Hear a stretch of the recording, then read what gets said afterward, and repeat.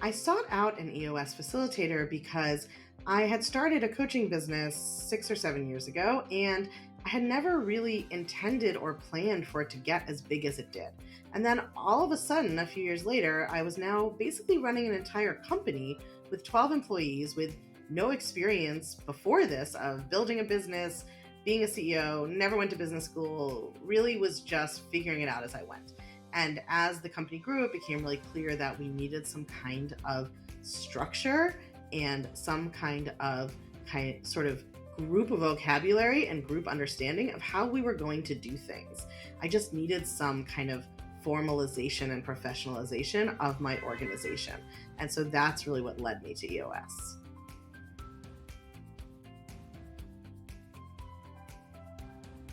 Tiffany is really smart and thoughtful and gentle, which is a good counterbalance, I think, to how many of us CEOs are, which is maybe smart and thoughtful, but also kind of quicker, snappier, sometimes a little bit harsher.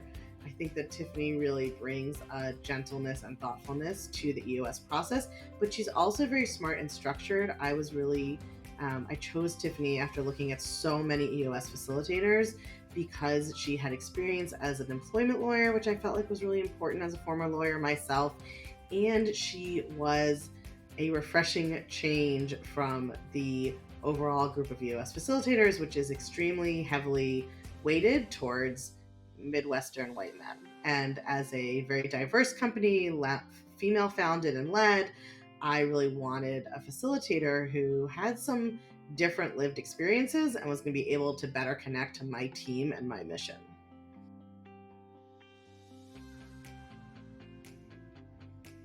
Before EOS, I just felt like the organization of my business was a little more ad hoc. If you are completely disorganized, then it's very obvious why you would need EOS.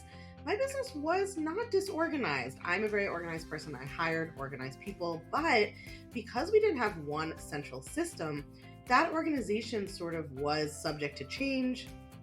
When my second in command would change, if somebody would leave, I would hire someone else. They would have their own whole way of doing things.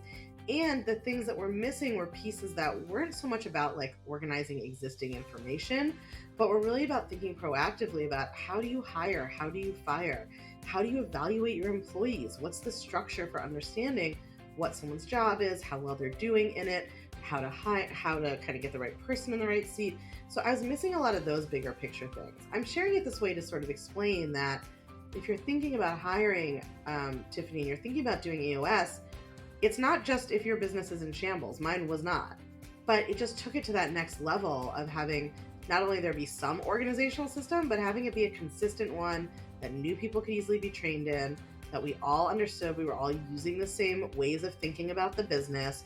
We all were using a more functional meeting template. We all were thinking about our org chart in the same ways. It just really brought us all together and gave us a system that somebody else had created and taken the time to operationalize and implement and organize rather than us doing it from scratch all the time.